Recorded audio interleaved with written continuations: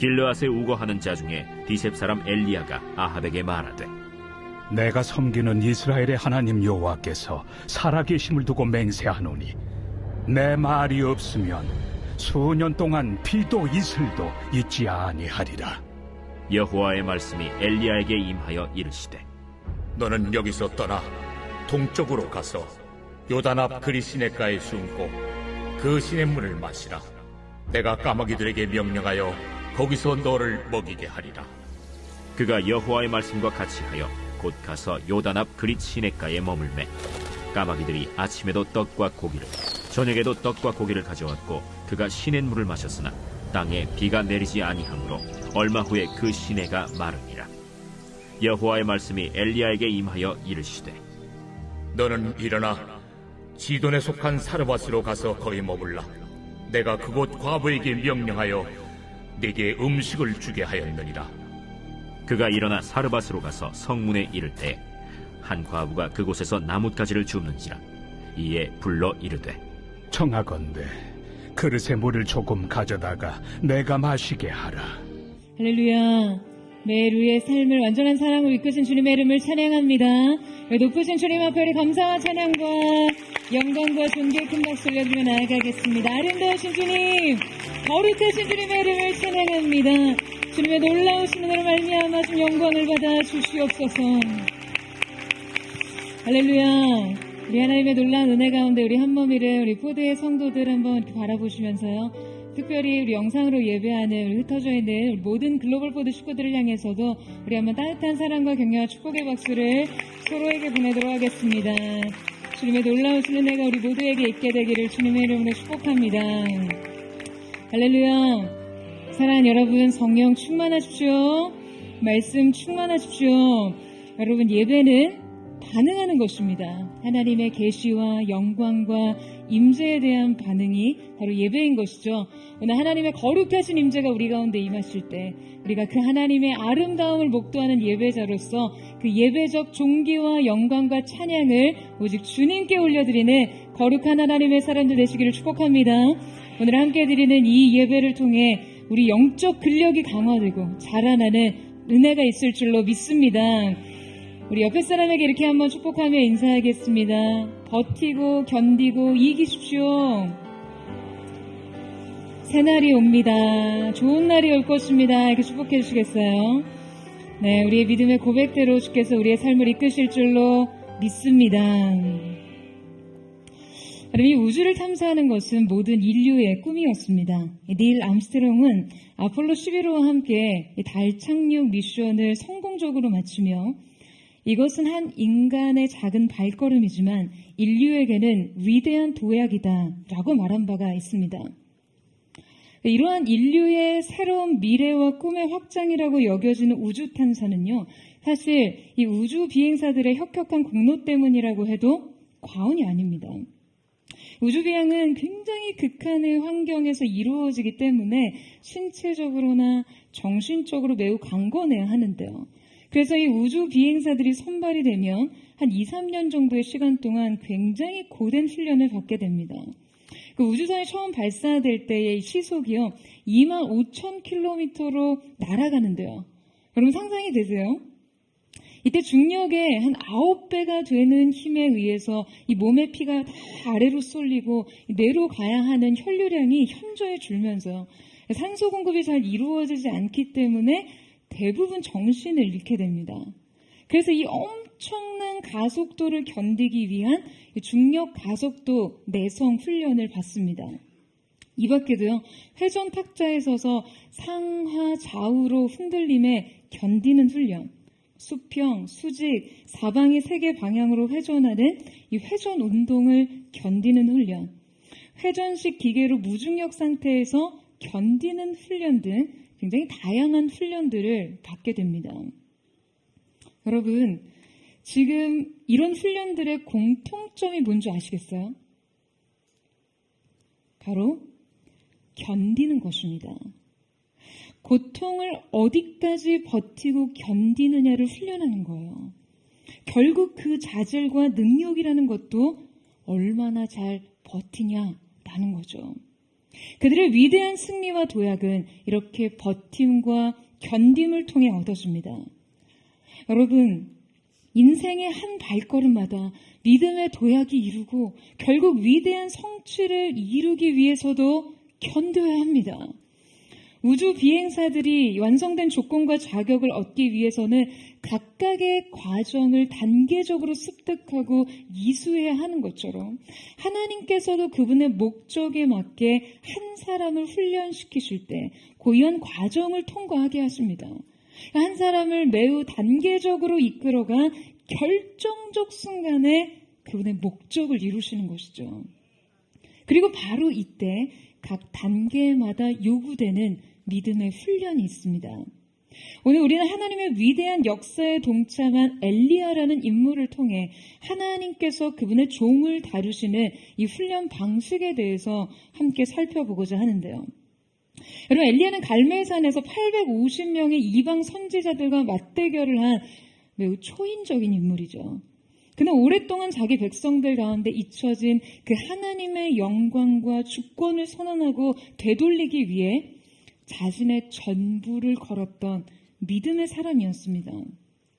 이스라엘의 역사 중에 유래를 찾기 힘들 만큼 악행을 거듭하였던 이 아합의 통치 아래 하나님께서는 그 땅의 바알 숭배자로부터 공개적인 모욕과 수치를 당하셔야 했고, 그 여호와 하나님에 대한 신앙과 정절은요 그냥 완전히 붕괴되고 파괴된 상태였어요.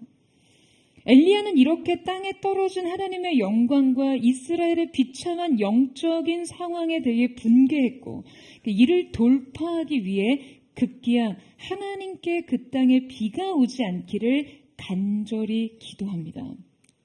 여러분, 이것은 너무나 극단적인 탄원이 아닐 수 없어요. 어느 누가 하나님의 영광의 회복을 위한다고 해서 실제 이 현실적 재앙을 놓고 간절히 기도할 수 있겠습니까? 만약 이 선지자의 탄원이 하나님께 응답된다면 쉽게 상상하기 힘든 극심한 결핍과 고통이 찾아오게 됩니다. 가뜩이나 물이 귀한 팔레스타인 지역에서 가뭄과 기근은요 그냥 재앙적인 상황이죠. 이 땅은 끝내 심각하게 메마르고 황폐하게 될 것이고, 가뭄과 기근에 지속적으로 수반되는 이 모든 상황으로 인해 2차적 재난 상황들이 그냥 연이어 발생될 것이 뻔했습니다. 이 고통은 엘리야에게도 결코 예외적인 것이 아니었어요.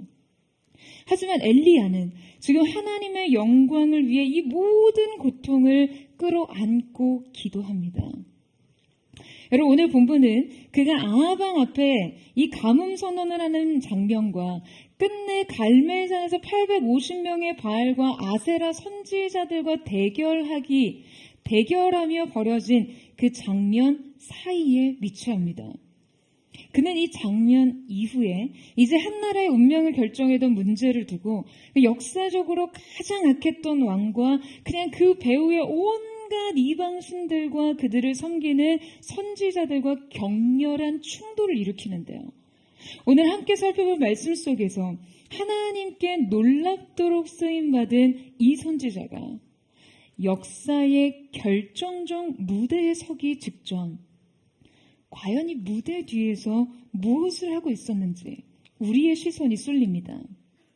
그러니까 오늘 말씀은 하나님의 장엄한 역사의 서막이 열리고 끝내 그 절정에 이르러 전무후무한 그 위대한 승리를 거두기 전 하나님의 사람이 어디에서 무엇을 하고 있었는가를 다루고 있는 것이죠.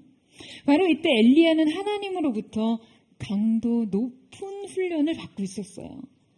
우리 오늘 말씀을 통해 하나님이 한 사람을 사용하시기 전 과연 어떠한 훈련 과정을 거치게 하시는지, 또 그 훈련을 통해 하나님의 완전한 목적에 맞게 어떻게 준비되는지를 살펴보기를 원하는데요.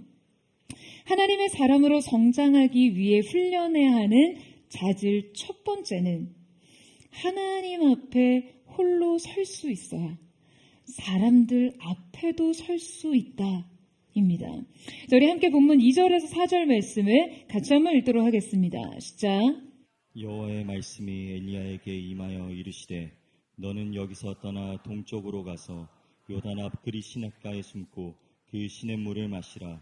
내가 까마귀들에게 명령하여 거기서 너를 먹이게 하리라. 자, 여러분, 이 말씀 속에서 하나님께서는 세 가지 단계의 순종을 통해 지금 그가 한 곳에 정착하기를 요구하셨습니다. 자, 그 세 가지 단계는 먼저 떠나, 가서, 숨고 였습니다. 여러분, 지금 하나님께서는요, 아합에게 가서 이스라엘의 가뭄과 기근에 대한 끔찍한 선전포고를 하고 돌아온 그 선지자에게 이 세 가지 명령을 하십니다. 하나님께서는 엘리야가 지금 일단 그곳을 떠나기를 원하셨어요.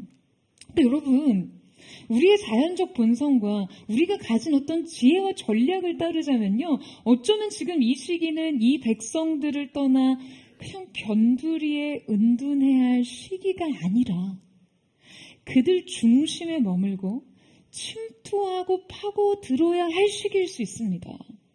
그렇지 않나요? 그러니까 우리의 합리적인 판단에 따르면 엘리야가 아합에게 선전포고를 한 뒤에 이 자신의 비전과 사명에 함께할 사람들, 아직 그 땅에 바알에게 무릎 꿇지 않은 남은 자들을 지금 믿음 아래서 규합하고 지금 그들을 세력화하는 데 전력을 다하는 게 여러분 더 합당하지 않냐는 거예요. 우리가 자신의 영향력과 존재감을 형성하는 방식이 바로 이러하잖아요. 지금 온 이스라엘의 불신앙에 맞서 싸우는 이 한 사람의 외로운 사역자가 조금이라도 자기 설득력을 더 갖기 위해서 수많은 도시를 돌아다니면서 회개를 선포하고 촉구하는 설교 행진을 하는 게 맞지 않겠냐라는 거죠. 우린 일반적으로 바로 이런 방식을 통해 대중에게 엘리야의 존재감이 더 안정적이어지고 그의 말의 설득력은 더 확고해질 것이다 라고 생각합니다. 그런데 분명한 것은 그것은 하나님께서 원하신 것이 아니었다는 거예요. 여러분, 하나님은 그가 호련히 떠나길 원하셨어요. 그리고는 그분이 구체적으로 지명하신 장소에 가서 지금 그곳에 가서 숨으라 라고 말씀하십니다. 자, 여러분, 그렇다면 하나님께서 분명하게 지목하고 계신 이 장소는 어디였을까요? 바로 그릿에 있는 시냇가였습니다. 엘리야는 그곳에 가서 숨어야 했어요. 이것이 분명한 하나님의 명령이었습니다. 많은 주석가들이 이 구절과 관련해서 하나님께서 그를 아합 왕과 이세벨의 분노를 피해 그분의 종을 안전하게 피신시키셨다라고 해석합니다. 여러분, 물론 내 말이 없으면 수년 동안 비도 이슬도 있지 아니하라 라고 했던 엘리야의 말대로 실제 가뭄이 지속됐을 때 이에 대한 아합의 분노는 엘리야에게 매우 위협적이었을 거예요. 하지만 지금 성경의 맥락과 이 그릿이라는 지역의 뜻을 살펴볼 때 이 해석은 다소 완전하지 않습니다. 여러분, 하나님께서 구체적으로 지명하셨던 장소 이 그릿은요, 그 의미가 카라트, 즉 자르다라는 동사에서 유래된 지명으로 분리와 단절을 의미합니다. 그리고 이때 사용된 숨다의 히브리어는 여호수아에서 라합이 이스라엘 정탐꾼을 숨겨주었을 때 사용된 숨기다라는 그런 단어의 의미와는 다릅니다. 그러니까 이 숨다는요, 서로 떠나 있는 이라는 의미로 쓰입니다.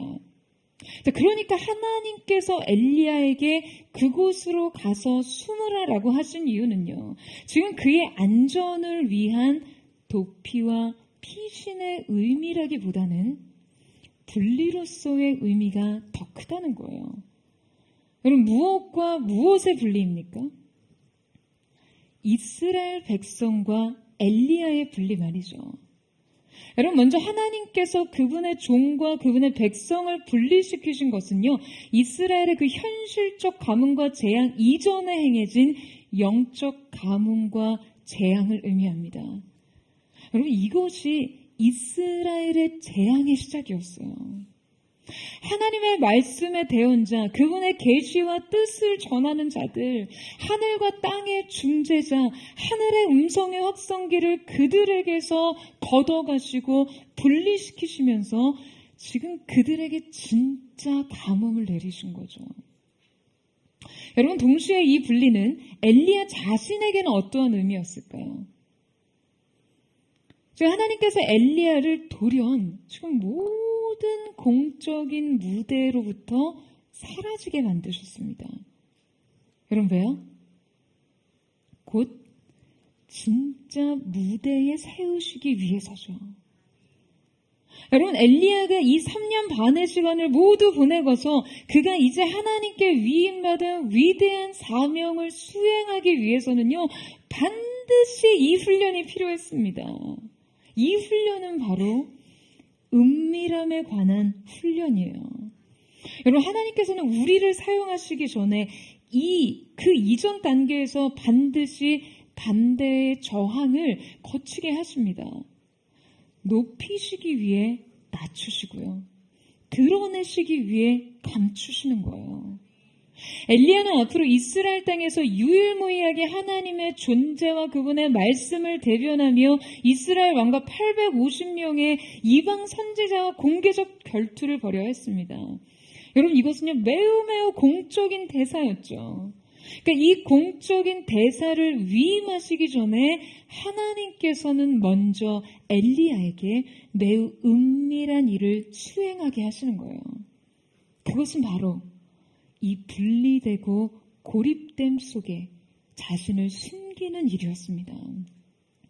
감춰진 시간, 숨겨진 시간을 사는 존재로 거하게 하셨어요. 바로 지존자의 은밀한 곳에 거하는 것 말이죠.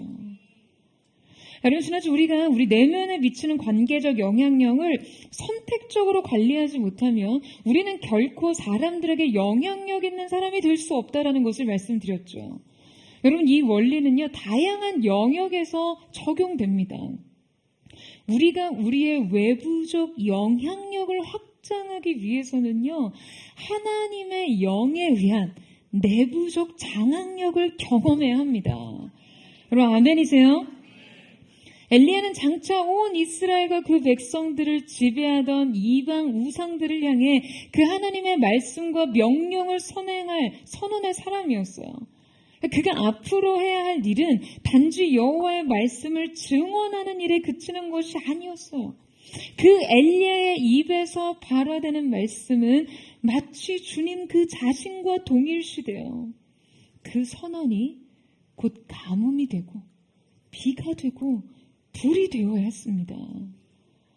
여러분, 그러니 공개적으로 여호와 하나님을 대변하는 이 사역에 임하기 전 지금 엘리야에게 주어진 일이 여러분 무엇이 되어야겠어요? 바로 그가 말씀이 아니고서는 아무것도 아닌 존재가 되는 것이죠. 그가 장차 여호와의 이름으로 온 이스라엘에게 명령하기 위해서는요, 먼저 그분의 명령을 자신의 삶에서 온전히 수행해야 했습니다. 그 자격을 얻기 위해 먼저 그 자신이 온전히 주님께 순복하는 것을 배워야 했어요. 여호와의 말씀의 권능이 엘리야를 통해 그냥 여지없이 성취되고 실행되기 위해서는 인간적인 만족과 자부심을 느끼게 했던 그 모든 활동을 중단하고 그는 앞서 고독했던 자신의 영향력과 완전히 단절된 땅에서 오직 하나님에게만 지배를 받을 수 있어야 했습니다. 자신이 하나님의 영광의 도구가 된 것 외에 아무것도 아니라는 것을 배울 수 있는 그 땅에 거해야 했던 것이죠. 여러분, 이 땅의 정착은요 고립된 삶을 전제로 합니다. 이 운동과 침묵은 그에게 지독한 고독감을 안겼을 거예요. 자, 그러나 이 고독은 그가 사람들 앞에서 뭐라도 된 것처럼 그냥 우쭐하며 자신을 망가뜨리는 일을 저지할 수 있었습니다. 여러분, 그가 앞서 이 고독을 배우고 훈련하지 못했다면 이 싸움은요 결코 버텨낼 수 없는 것이었어요.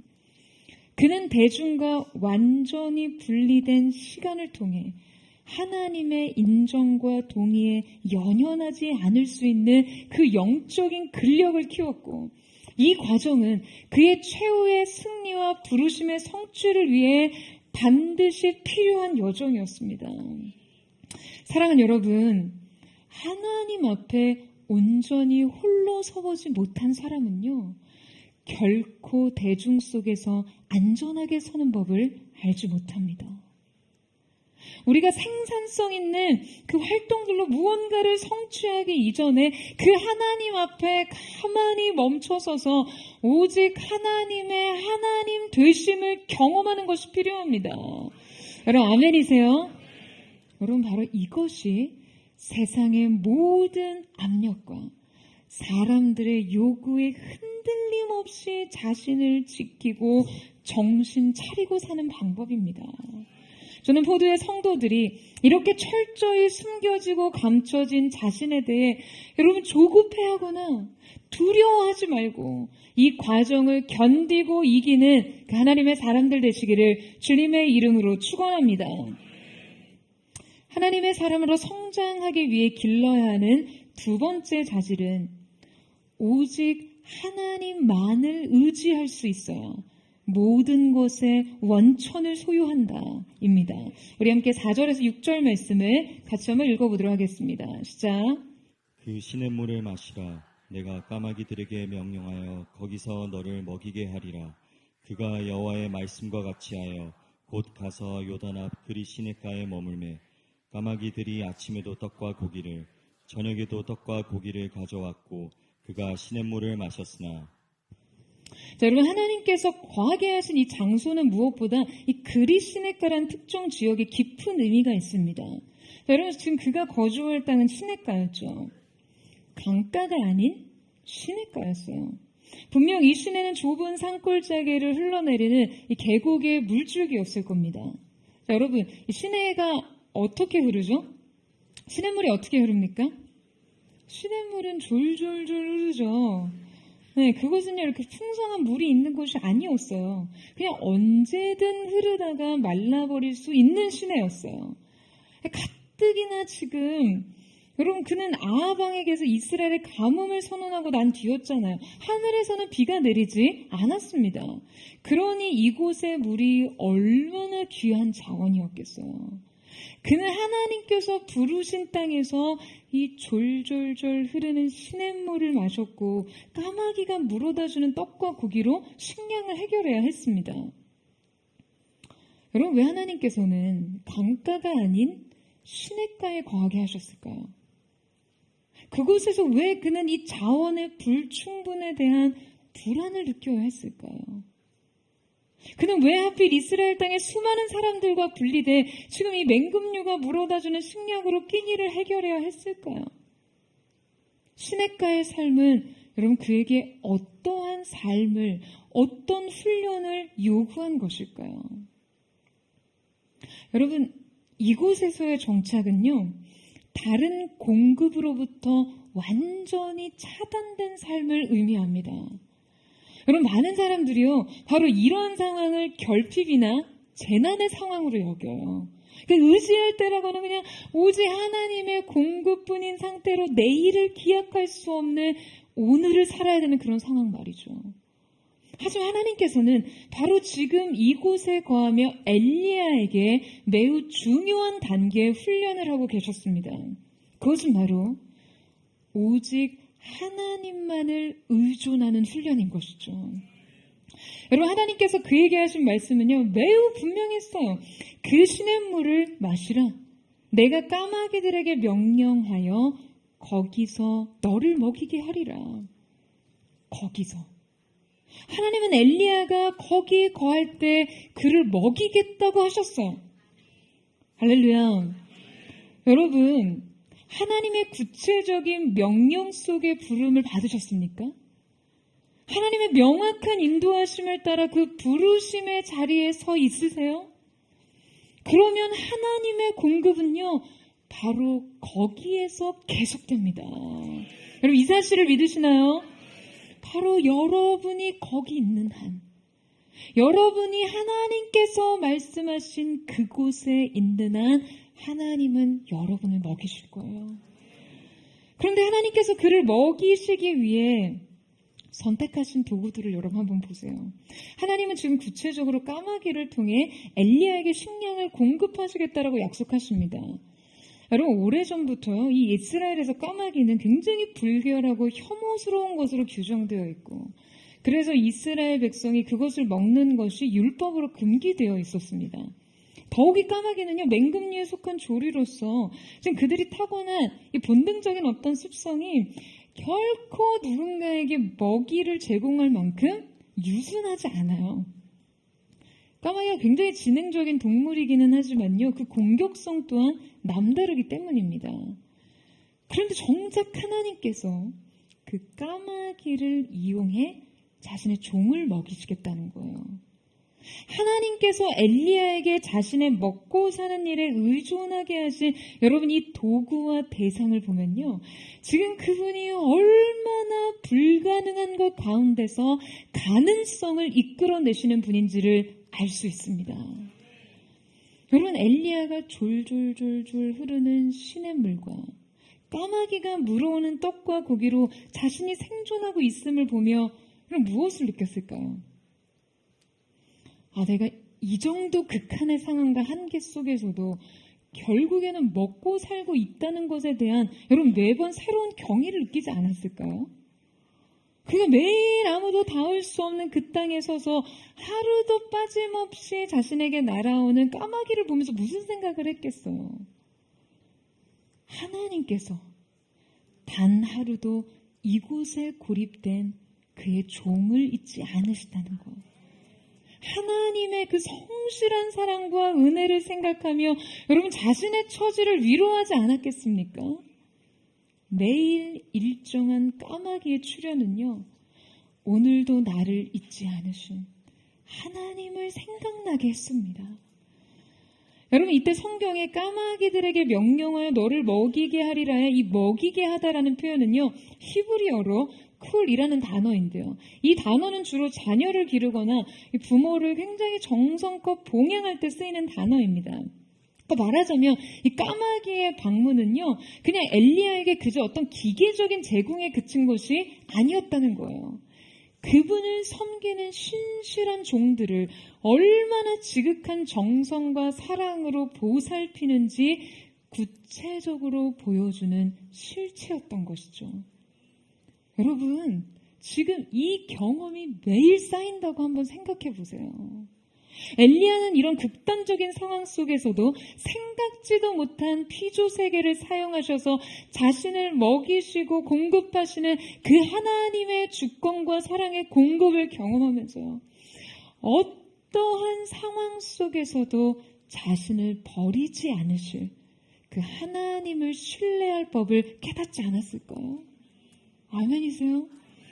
여러분, 이렇게 터득한 믿음으로요, 바로 이 은혜에 대한 경험으로 그는 3년 6개월 동안 이슬조차 내리지 않은 기근 속에서도 왕과 맞서며 이후 850명의 대적과 싸울 수 있었던 것이죠.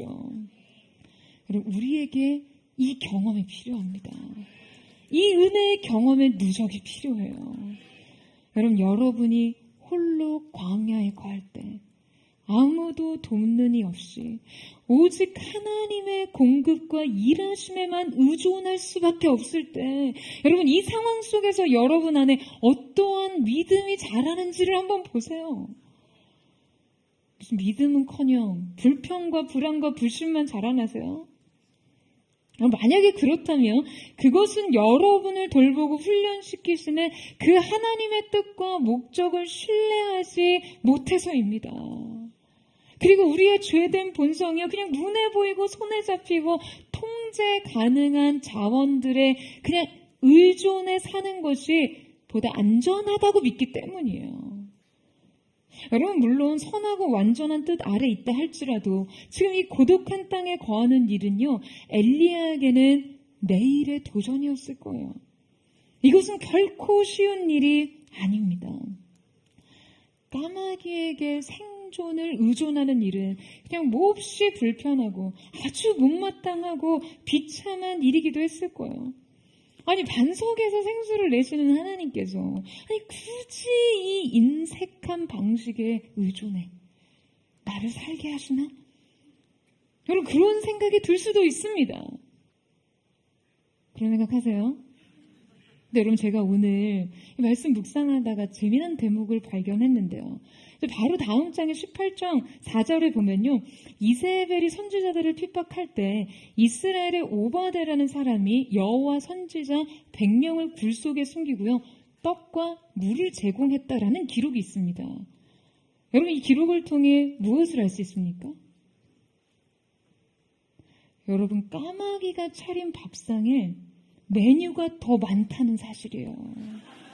놀랍지 않으세요? 오바댜는 떡과 물만 제공했지만 여러분, 까마귀는 고기까지 줬습니다. 할렐루야. 여러분, 하나님께서 우리에게 명령하신 방식이요, 지금 우리가 쉽게 의존하는 방식보다, 쉬운 해결의 방식보다 낯설고 거북한 것일 때 우리는 불편을 느끼죠. 하나님이 요구하신 삶의 방식이 내게 현실적인 안정을 보장하지 않고 나에게 완벽히 통제되는 방식이 아니기 때문에 우리는 그 방식에 대해 회의와 불신을 느낍니다. 하지만 주님께서는 우리의 고정관념 속에서 상상하기 힘든 자원을 사용해서라도 여러분을 후히 먹이고 부족함 없이 채우신다는 사실을 기억하십시오. 여러분, 저는 우리가 이 하나님의 공급의 완전함을 신뢰함으로 두려움과 염려 없이 우리의 사명의 자리로 달려갈 수 있기를 주님의 이름으로 축원합니다. 여러분, 하나님께서 여러분을 책임지십니다. 이 사실을 매일 아침마다 믿고 바라보는 저와 여러분 되시기를 주님의 이름으로 축원합니다.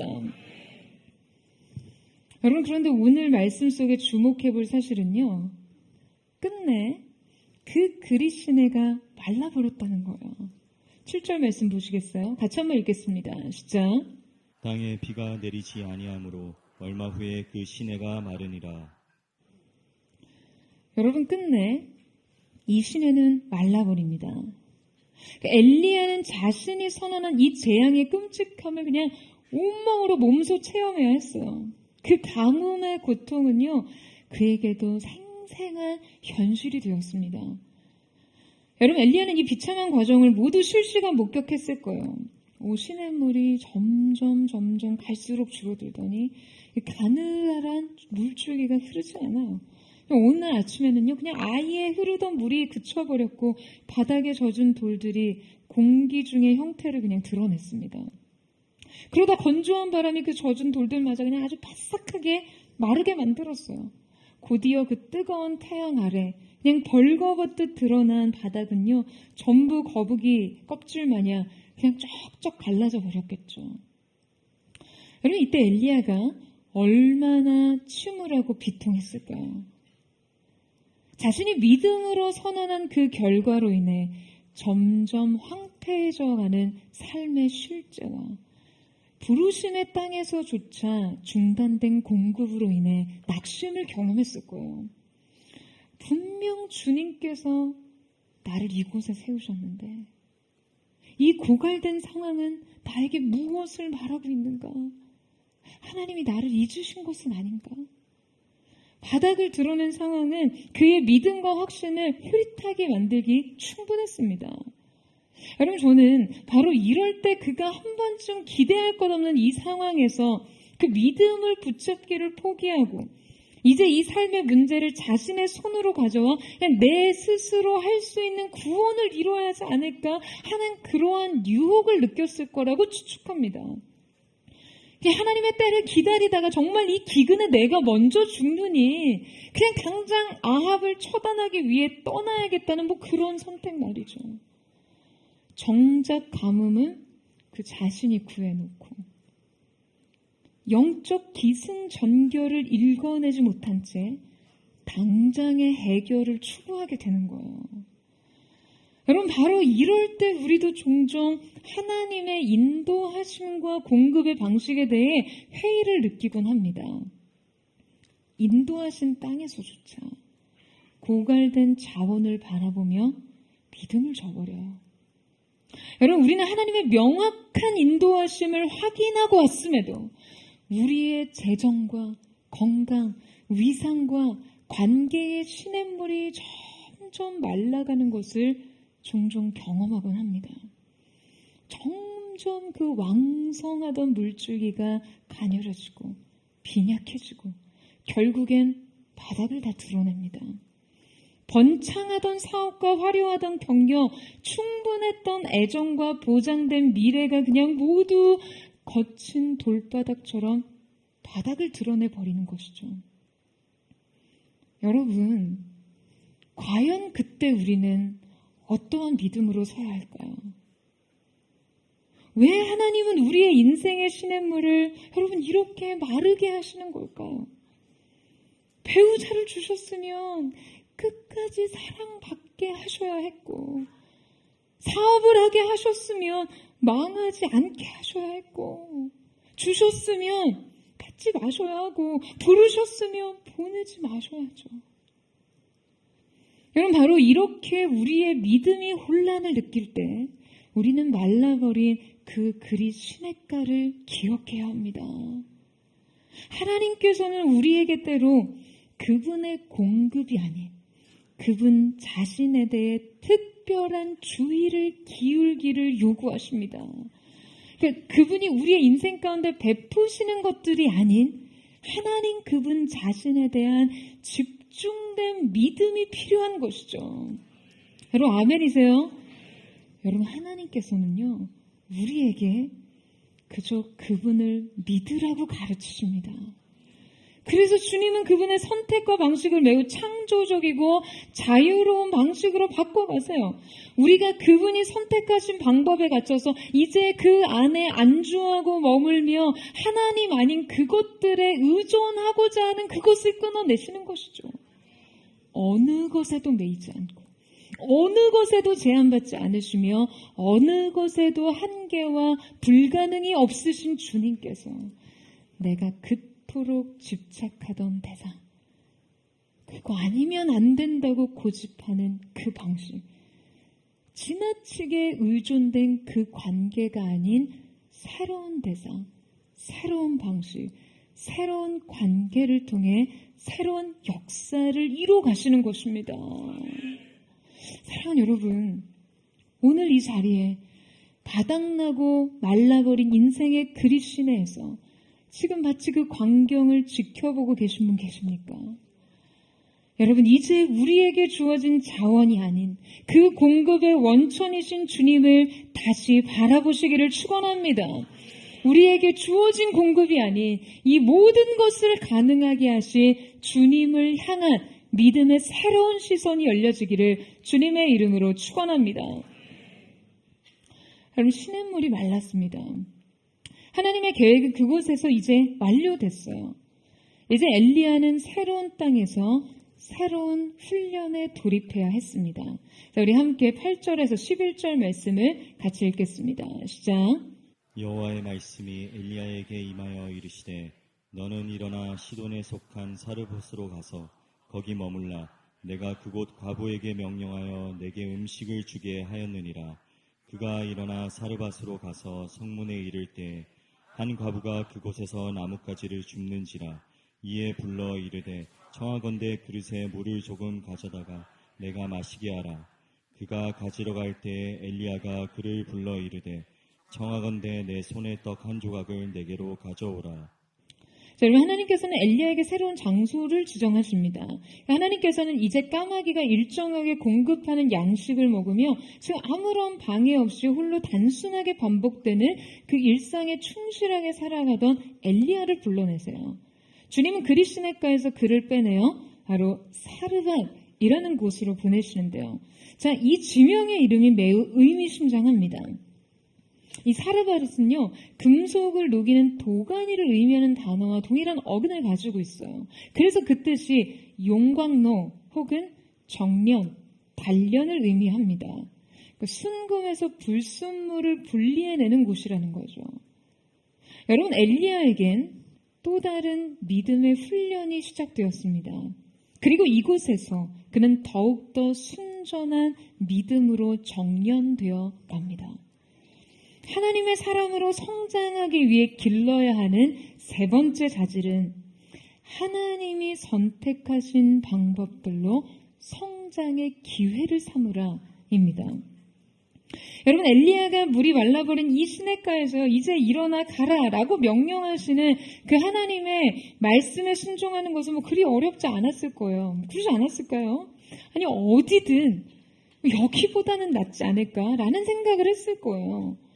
하지만 하나님께서 거기 머물라 라고 다시 구체적으로 지정하신 이 시돈 지역은요, 그리시네가에서 최소 160km 정도 떨어진 장소였고요.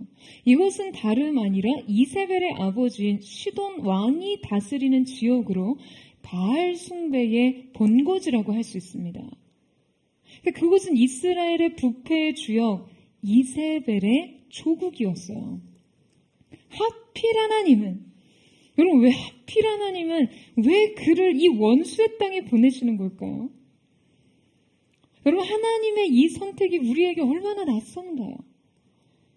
매튜 헨리는요, 하나님의 이 부름에 대해 하나님은 이세벨에게 그녀의 사악함의 무력함을 보여주시기 위해 자신의 종이 숨을 곳을 그녀의 조국 안에 마련하셨다라고 말합니다. 여러분, 이것이 바로요, 원수의 목전에서 상을 베푸시는 그 하나님의 대범한 지혜와 경륜인 것이죠. 그런데 엘리야는 또다시 하나님의 이 새로운 명령 가운데 이 낯선 도구들과 방식을 극복해야 했습니다. 여러분, 그는 바로 자신이 그토록 자기 민족에게서 척결하고자 하는 그 이방 종교 문화의 중심지에서 자신의 영적인 성향과 타고난 감성과 종교적 배경과 그냥 완전히 이질적인 것들을 경험하고 적응해야 했습니다. 게다가 가장 큰 문제는 하나님께서 이 사르밧에서 엘리야를 공개하도록 지정하신 사람에 대한 것이에요. 여러분, 하나님께서 사르밧에서 엘리야를 섬기도록 예비하신 사람은요, 시돈의 유력한 권력자도 부유한 재력가도 아니었습니다. 그는 어떤 사람이었죠? 바로 과부였어요. 정말 하나님, 정말 너무 해도 너무하시지. 지금 엘리야에게 과부에 가서, 우리 이거 빌어먹으라는 거잖아요. 하나님께서 지금 엘리야에게 사르밧으로 가서 가난한 과부에게 먹을 것을 주라 라고 명령하신 것이 아니었습니다.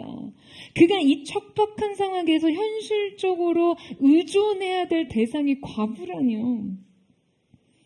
가만 생각해보면 까마귀가 훨씬 나아요.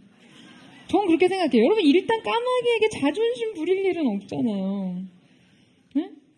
자존심 상할 일은 없잖아요. 걔가 뭐 저를 얼마나 판단하겠어요. 배달 시간도 얼마나 잘 지키는지 그냥 생각할수록 기특해요. 확실히 까마귀가 낫습니다.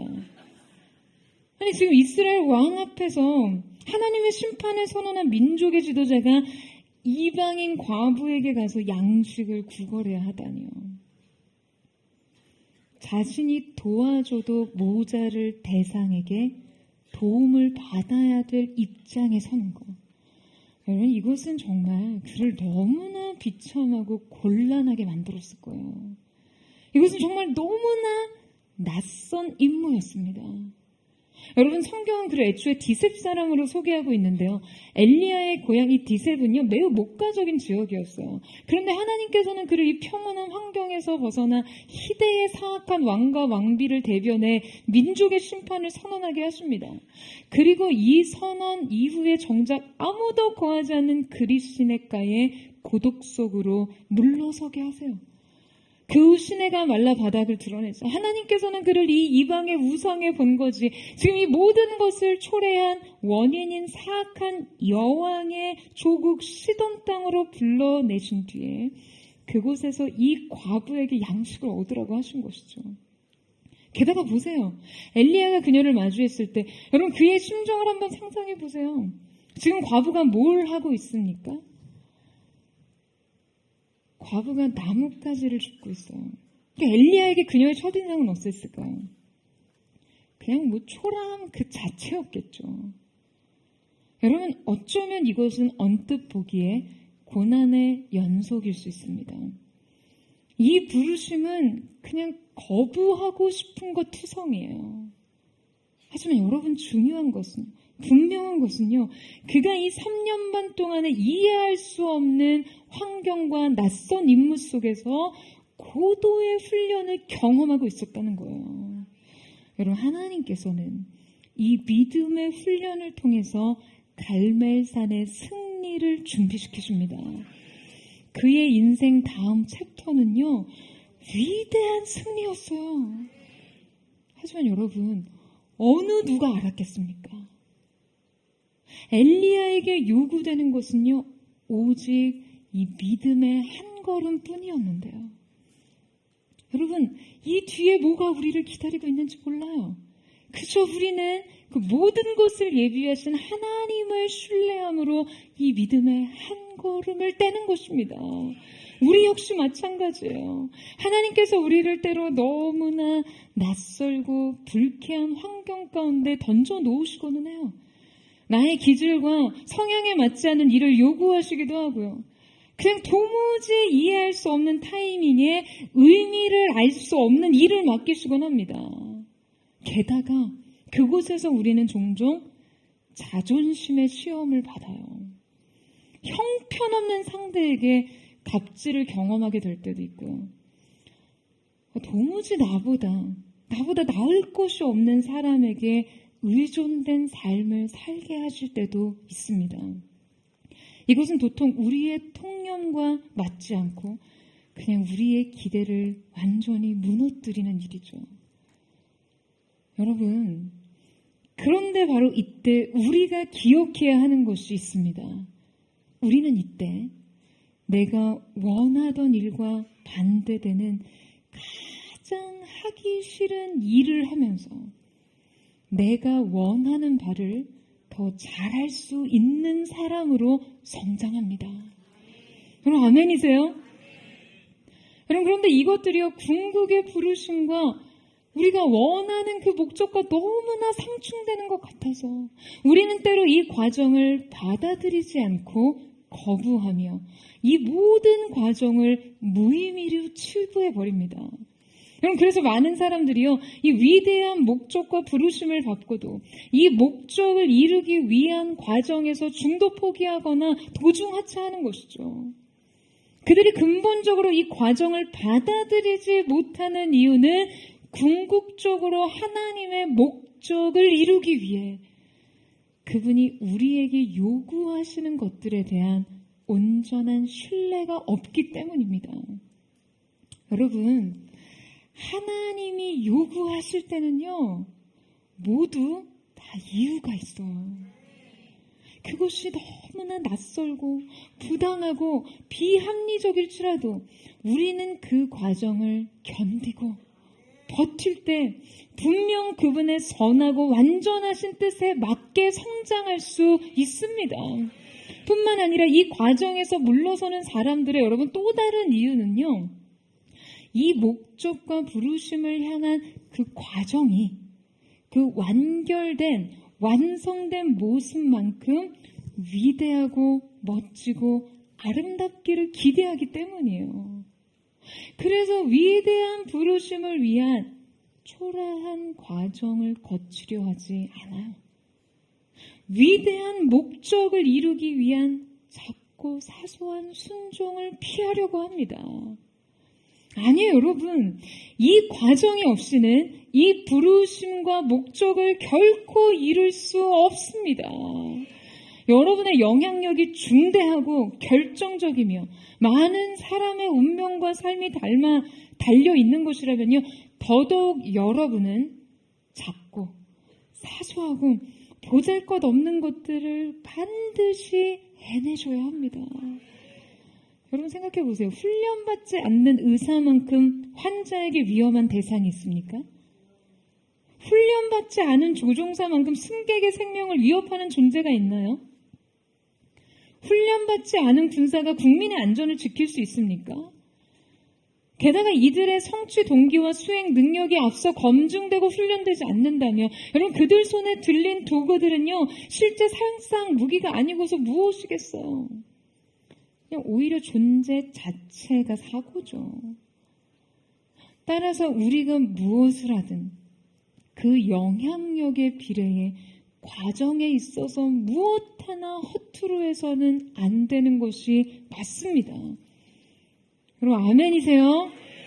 여러분, 과정은 결코 아름답지 않을 수 있어요. 주님이 우리 가운데 주시는 목적의 완성만큼 아름답지 않을 수 있습니다. 초라할 수 있어요. 사소할 수 있어요. 하찮을 수 있어요. 그러나 순종으로 그 과정을 견디줘야 합니다. 여러분, 게다가 이 비전과 성취는요, 결코 하찮고 지루한 과정을 생략할 수 없어요. 여러분, 많은 사람들이 성공하고 싶은 굉장한 의지는 있지만 훈련받고 싶어하는 의지는 없습니다. 성취의 의지는 있지만 배움의 의지가 없어요. 정말 어불성설이죠. 훈련과 배움 없이 성공과 성취가 있을 수 없음에도 말이에요. 한 기자가 이 피겨킨 이 김연아 선수에게 그 정상에 오르기까지 어떤 훈련이 가장 힘들었냐라고 물었어요. 그랬더니 김연아 선수가 잠시 다소 황당하다는 표정을 짓더니 그렇게 대답하더라고요.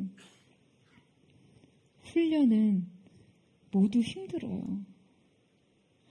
여러분, 훈련이란 그 과정 자체가 그냥 당연히 힘든 거예요.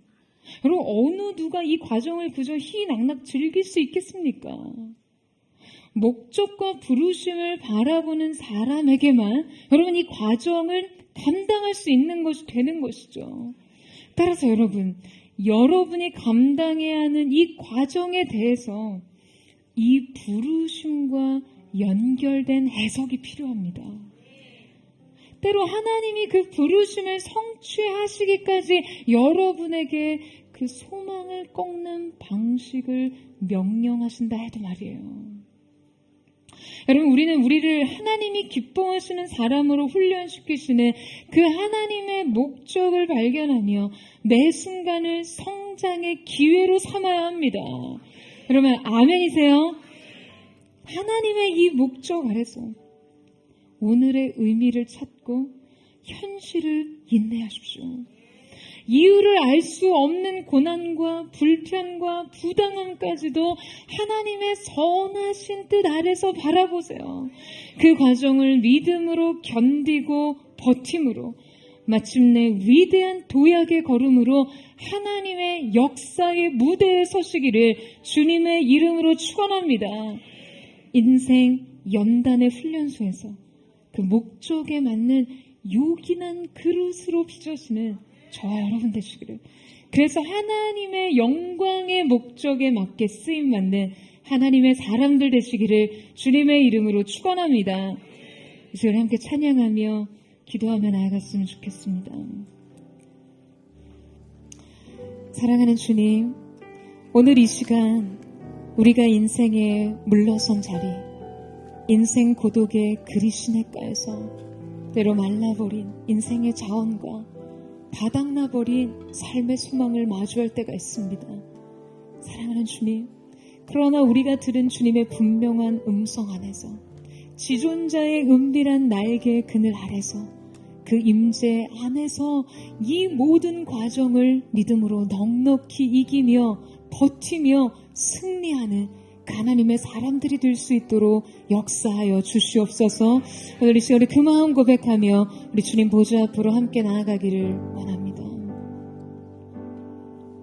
주가 보이신 생명의 길, 나 주님과 함께 사랑 마음을 드리며 주님 앞에 나가리. 나의 의로움이 되신 주 그 이름 예수, 나의 길이 되신 이름 예수, 나의 길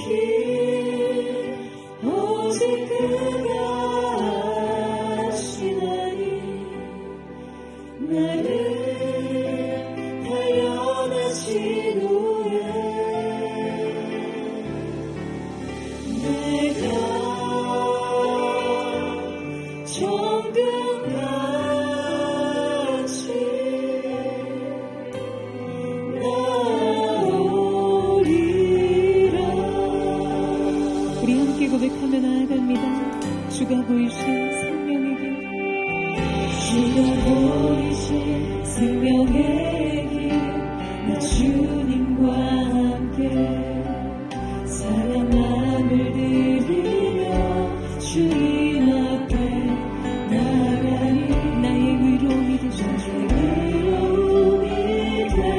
주, 그 이름 예수, 나의 길이 되신 이름 예수. 나의 길 오직 그가 하시나니 나를 달려나신 후에 내가 조금같이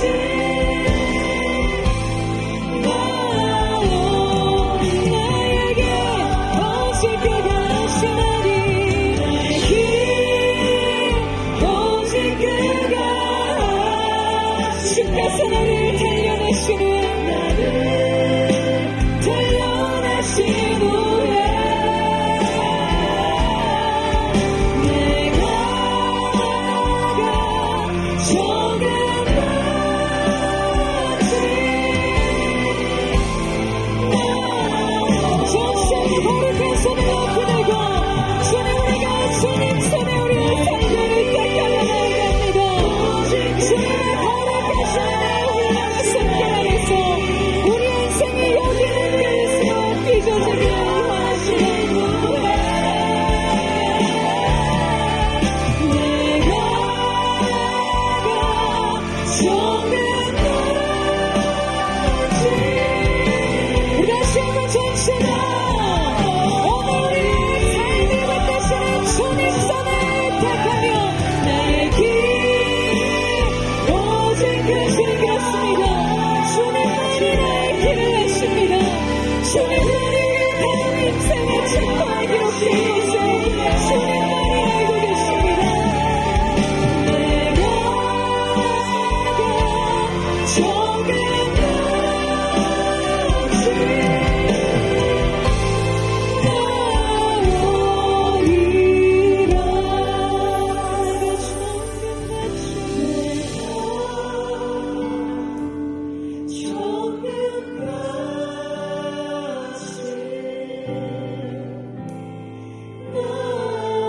주님 들었습니다. 내가 주님 손 안에서 정금과 같이 내가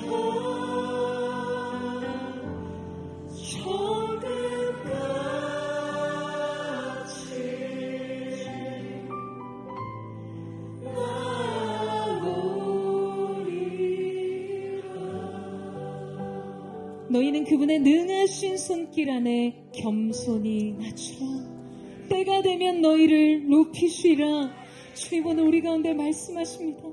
사랑하는 주님, 세상을 사는 삶의 방식으로, 세상이 말하는 지혜와 전략으로 비로소 이제야 영향력 있는 삶의 자리로, 무언가 내가 이뤄낼 수 있는 성취와 성공의 자리로 옮겨줄 수 있을 것만 같은 그 순간, 그 찰나와 같은 때에 주님은 우리의 인생을 그리시네가 고독의 자리로 물러서게 하십니다.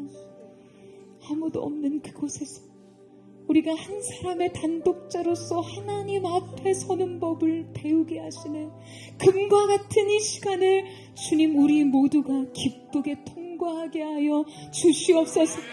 이때 비로소 한 사람의 단독자로서 주님 앞에 서는 법을 배움으로 우리가 세상 앞에 담대할 수 있는 하나님의 사람으로, 그 세상의 수많은 압력과 수많은 사람들의 요구에도 흔들리지 않고 휘청거리지 않고 주님 앞에 정한 믿음의 중심의 뜻을 지켜갈 수 있는 하나님의 사람이 될 수 있을 줄로 믿습니다. 사랑하는 여러분, 이 감춰진 시간, 이 숨겨진 시간의 주체가 되는 것을 두려워하지 마세요. 여러분 조급해하지 마세요. 여러분의 다음 챕터는 오직 하나님이 아십니다. 결코 세상의 지혜와 전략으로 이룰 수 없는 하나님이 예비하신 승리의 길을 하나님이 정하신 방식과 방법과 계획을 따라가야 되는 줄로 믿습니다.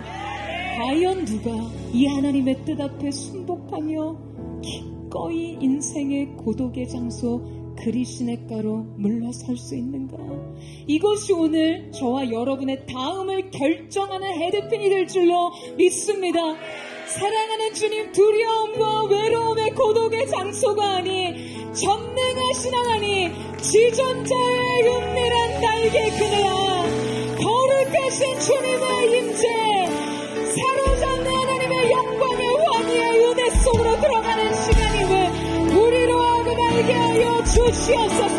모든 것이 단절되고 분리되어 있으나 원천의 공급 대신 주님과 맞닿는 시간, 바로 그 시간인 줄로 믿사오니 기쁨으로 이 숨겨진 시간을 살게 하여 주시옵소서.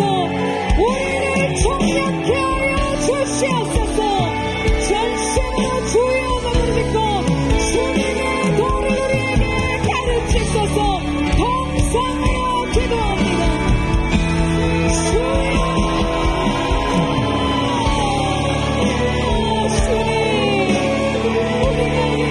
그리시네가에서 주님이 물러서게 하신 주님의 대속의 은혜와 거룩하신 주님의 구속의 감격을 바라보는 이 과정 속에서 이해하는 것, 괴롭고 불편하고 힘든 이 모든 상황을 위하여 주님의 주의 감수하게 하신 홀로 그것이 가장 완전한 함께하는 장소가 되는 우리로 하여금 알게 하여 주시옵소서.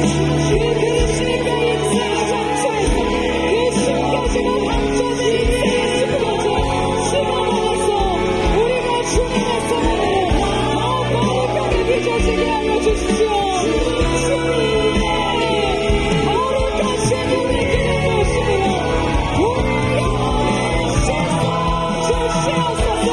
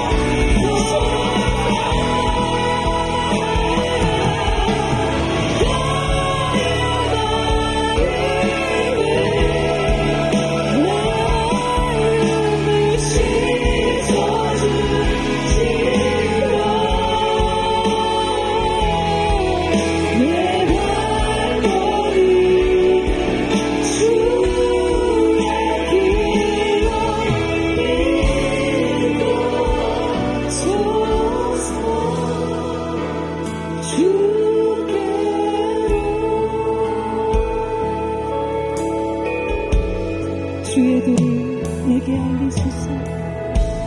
주의 도를 내게 알리소서. 진리의 길로 진리의 길로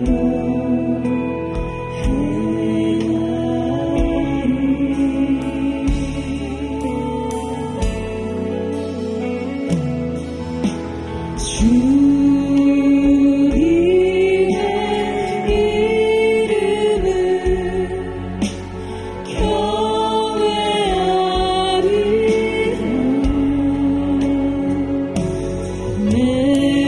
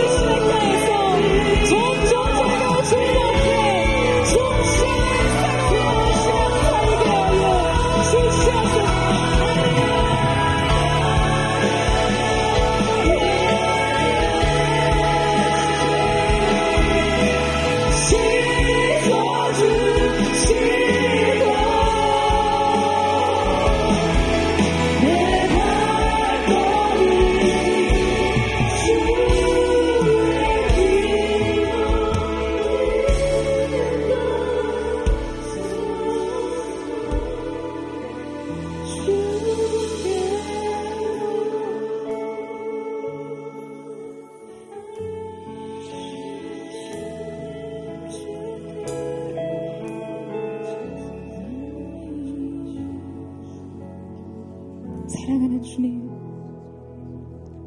우리의 인생 재앙이라고, 우리의 인생 이 타이밍을 놓치면 내 인생에 다시 이런 기회가 오지 않을지 모른다는 불안으로 우리는 그리스네가의 말라가는 삶의 자원과 바닥난 인생의 기회들을 바라보고 있습니다.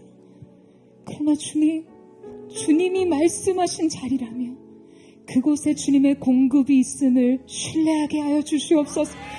그곳에서 주님께서 우리의 내일을 기록하고 계심을 신뢰하게 하여 주시옵소서.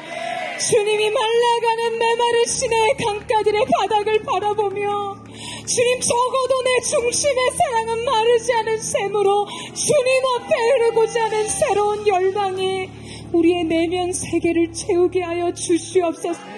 주님이 거기 거하라고 하시면 그곳에 설 수 있는 믿음이 우리의 것이 되게 하여 주시옵소서. 주님이 말씀하시며 전진하되 물러서라 하시며 물러설 수 있는 믿음 또한 우리의 것이 되게 하여 주시옵소서. 사랑하는 여러분, 주님의 부름이 있는 곳에 서세요. 그것이 비록 여러분이 보기에 불완전한 매우 부족한 인생의 자원을 가지고 있는 환경이라 할지라도, 내 인생 세상이 부러워할 만한 기회들을 다 놓치는 것 같은 자리에 서는 곳이라 할지라도 말씀이 계시는 곳에 공급이 있을 줄로 믿습니다. 여러분은 매일 아침마다 새로운 성실하신 하나님의 사랑이 여러분을 돌보시고 먹이시고 입히시는 것을 보게 될 줄로 믿습니다. 건강이 바닥났습니까? 인생의 자원이 끝난 것 같습니까? 말라버린 소망과 관계의 비참함이 여러분을 짓누릅니까? 여러분, 내일도 하나님의 새로운 사랑이 여러분을 공개하실 줄로 믿습니다. 돌보시는 사랑의 은혜로 말씀하신 그곳에 거하겠습니다. 우리 그 결단의 믿음을 드리기를 원하는 사람, 전심으로 주의 한번 부르짖고 우리 아시아 동성으로 기도합니다. 주여, 주님 그 믿음을 드립니다. 우리 인생 그리시니까 내 인생 바닥난 자리, 내 인생의 메마른 자리, 고독과 사망을 휩싸는 그 인생 쓸쓸함이 나를 함몰할 것 같은 그 자리, 그곳에서 하나님의 공급이 계속되고 있음을, 그 사랑의 돌아오심을 우리가 말할 수 없는 은혜 가운데 경험할 수 있도록 역사하여 주시옵소서. 이 은혜가 축적된 삶을 살지어다. 이 은총이 누적된 인생을 살지어다. 내일의 공급을, 내일의 은혜, 내일의 성령, 내일의 사랑으로 우리 인생 발매사를 준비하는 하나님의 사람을 되게 하여 주시옵소서.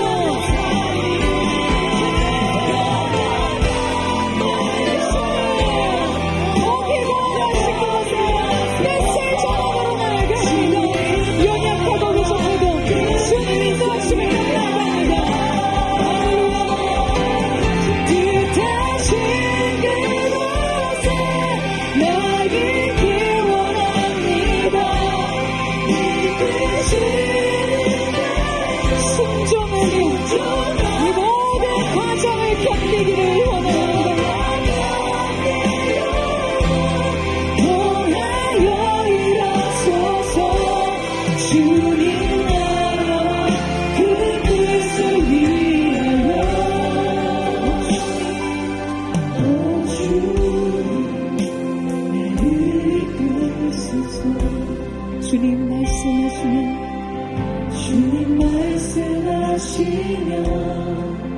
내가 나가리라. 주님 뜻이 아니면 내가 멈춰서리라.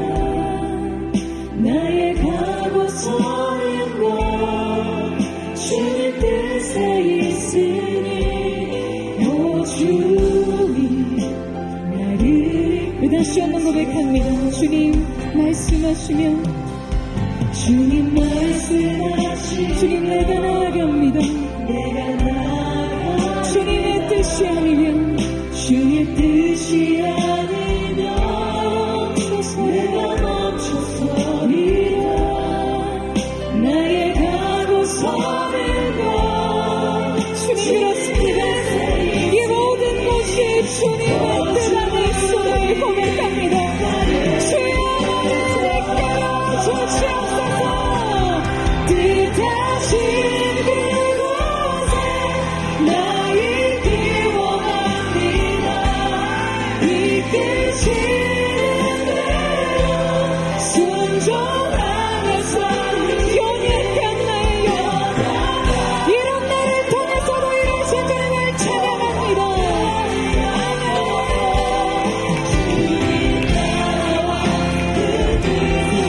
정성으로 택하신 그곳에 나의 기원합니다. 이끄시는 대로 순종하며 살리니 연약한 내 영혼 통하여 일어서서 주님 나라와 그 뜻을 위하여 오 주님 나를 이끄소서. 주님 나를 이끄소서.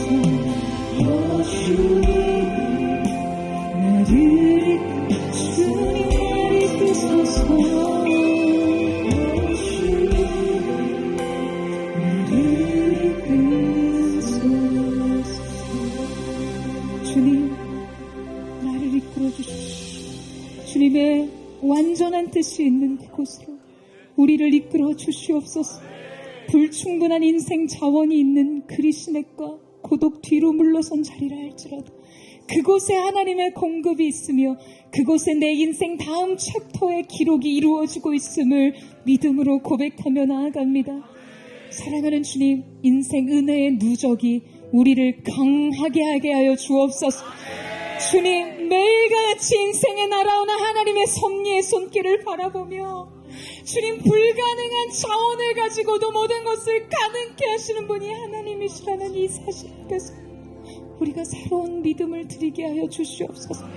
원수의 목전에서 상을 베푸시는 주님, 사랑하는 여러분, 우리가 하나님의 뜻의 완전한 성취의 영광을 바라볼 때 그 눈부신 영광의 성취와 목적의 성취가 모든 과정 속에 서려 있을 거라는 착각을 버려야만 합니다.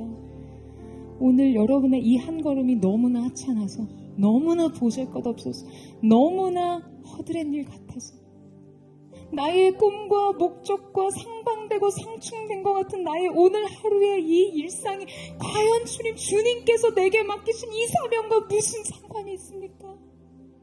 그리시네가와 사르바 그 시간이 갈멜산의 영광과 무슨 상관이 있습니까? 여러분, 엘리야는 질문하지 않았어요. 믿었습니다. 신뢰했습니다. 그리고 걸어갔어요. 주님의 말씀이 들리면 들린 음성 그대로 순종하는 것이 내 인생을 가장 완전하고 안전하게 하는 것임을 믿었어요. 여러분, 그 길을 따라가세요. 매일매일 이 과정을 견디세요. 일상의 모든 압력을 버텨내세요. 이기는 자가 되세요. 그래서 여러분, 미래의 다음 챕터 영광의 갈멜산의 승리가 기록될 수 있도록 이 무대 뒤에 믿음과 순종을 죽게 드리는 거룩한 하나님의 사람들이 되게 하여 주시옵소서. 오늘 믿음의 한 걸음이 위대한 도약이 될 줄로 믿습니다. 여러분, 삶을 택하세요. 주님을 믿으세요. 주께 택하며 주의 이름을 짓고 우리 예수의 동성으로 기도합니다.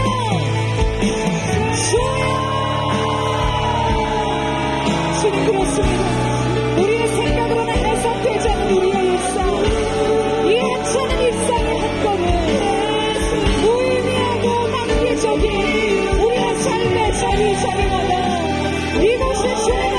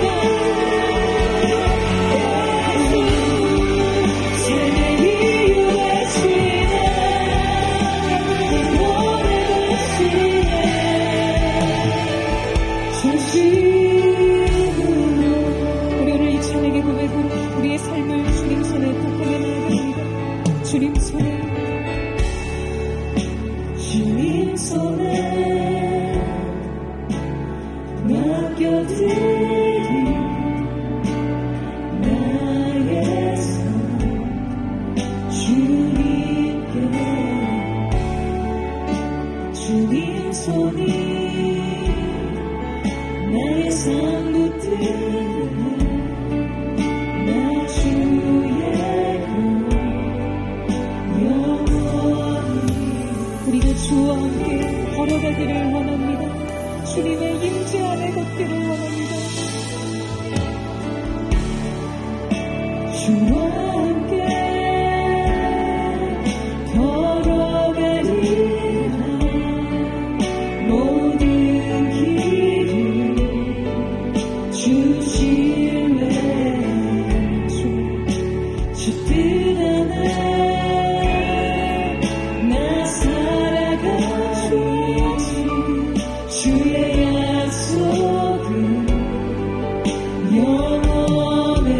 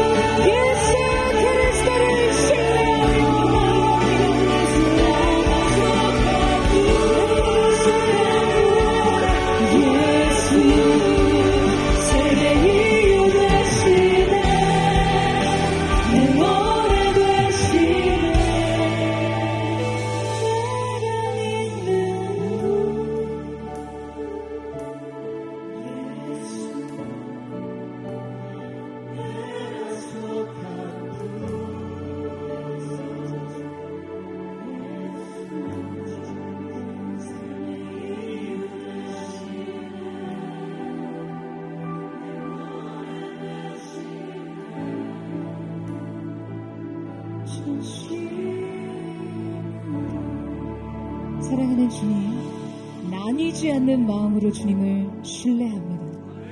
두 마음을 품지 않는 하나의 중심으로 주님을 바라봅니다.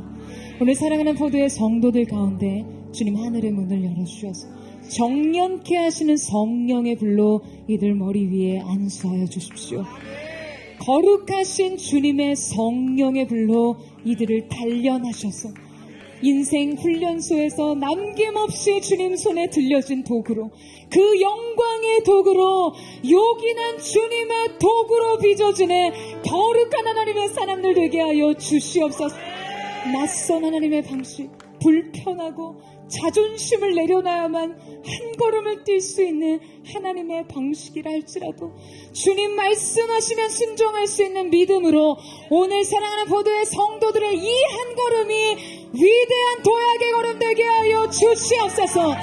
무대 뒤에 훈련을 마치고 역사의 승리의 무대 앞으로 한 걸음 다가가는 거룩한 은혜의 역사가 나타날지어다.